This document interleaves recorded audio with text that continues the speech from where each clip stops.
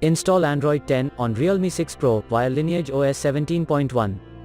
Please check the description for important notes and all the download links. First download ROM and GApps packages, then transfer the downloaded files to the phone storage, link is in the description below.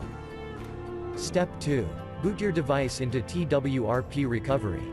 Once in TWRP, click on Wipe, Advanced Wipe, and select the check boxes, as shown in the image, excluding internal storage. Step 4. Swipe the button to wipe the device. Step 5. Go back to the recovery main screen, and tap on the Install button.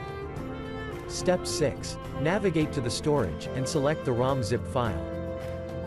Step 7. Finally, swipe the button on the screen, to install ROM file. Step 8. Flash the GApps zip package, in the same manner. Step 9. After GApps flashing completes, select Wipe Cache and Dalvik from bottom left side of screen, and swipe to wipe. Step 10. When the flashing process is complete, hit Reboot System.